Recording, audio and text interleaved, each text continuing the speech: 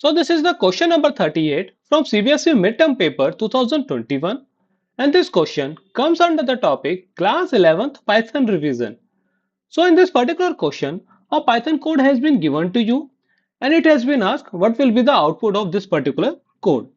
Now as usual, in order to solve this one, first of all we do the line numbering, then we'll try to figure out what each and every line is doing.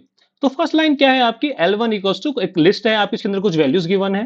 Then second line में क्या है L2 equals to empty list. Now third line में क्या है for I in L1, that means we are traversing the list. जहां I क्या act करेगा as an each and every element of the L1.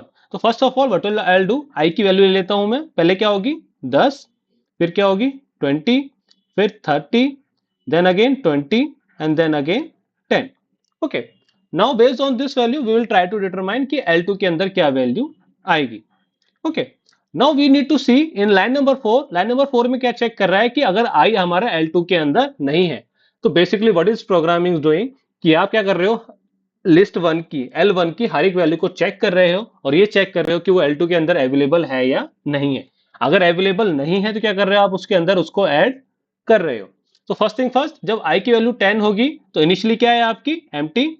Empty है तो क्या है, कोई वैल्यू 10 इसके अंदर नहीं है तो इसके अंदर क्या होगा 10 will be appended.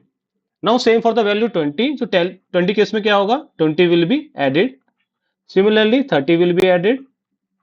Now when it sees कि I की वैल्यू क्या है आपकी 20, तो 20 क्या है आपका ऑलरेडी एग्जिस्ट ही करता है L2 के अंदर, तो इस केस में कंडीशन क्या हो जाएगी आपकी false. Now similarly for the 10 value condition क्या हो जाएगी आपकी फॉल्स. नाउ एट लाइन अब क्या हो गया आपका लूप इटरेशन खत्म हो गया. क्यों, क्योंकि I की सारी वैल्यूज एग्जॉस्ट हो चुकी हैं.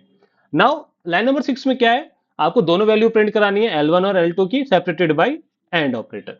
ठीक है, तो सेपरेटेड क्या है आपका एंड. तो L1 की वैल्यू तो सिमिलर है ही आपकी 10, 20, 30, then again 20, then 10, then separated by end, then L2 की वैल्यू क्या है आपकी 10, 20 and 30.